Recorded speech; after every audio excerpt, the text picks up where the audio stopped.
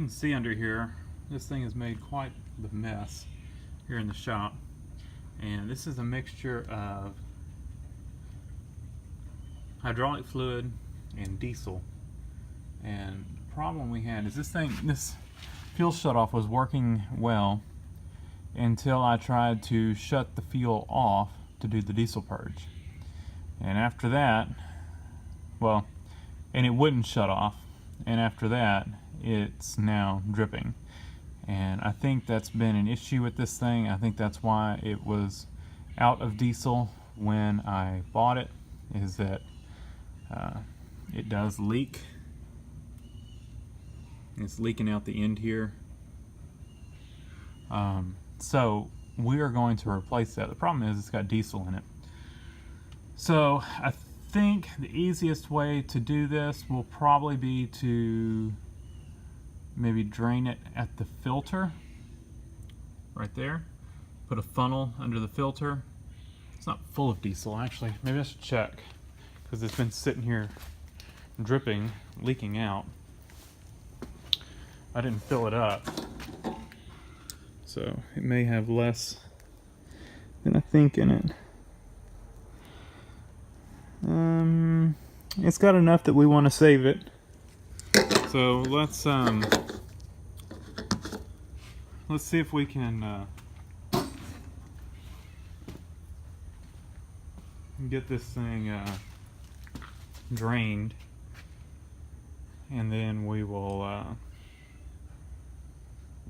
like I said, we'll drain it at the filter, I think, because we can put a funnel under the filter housing and drain it into an empty can, and then we can pour it back in. So let me get that all set up, and we'll get to draining. I guess first we should look at our new one and make sure it looks the same.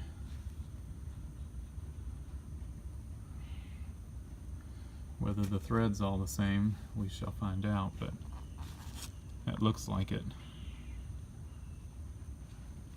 So, and this will be nice too, because now we'll be able to shut the fuel off to change filters and stuff, so that when we take the filter off, it's not draining diesel out. All right, let's get busy.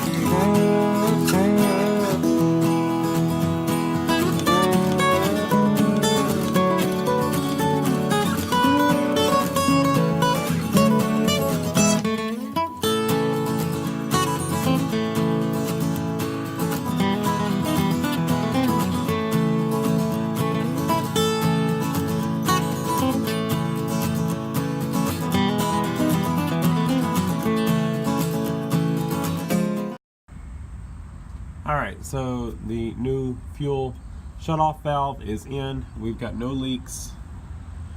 It's been a few days. I wanted to make sure we had no leaks before I came back and and reported on it, so it seems to be working well.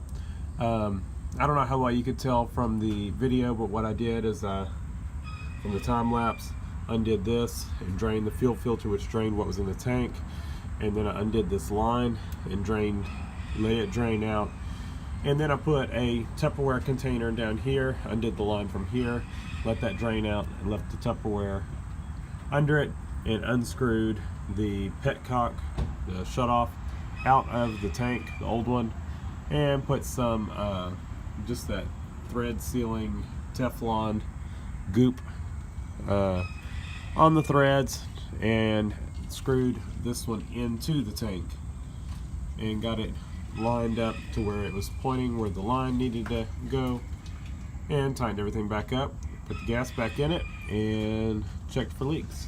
And I did have a little bit of a drip, and I did a little bit more tightening on that line right there, and it stopped. So looks to be good. Next time we got to change the fuel filter, now we should be able to turn the gas off without an issue, so that'll be good. So that's it.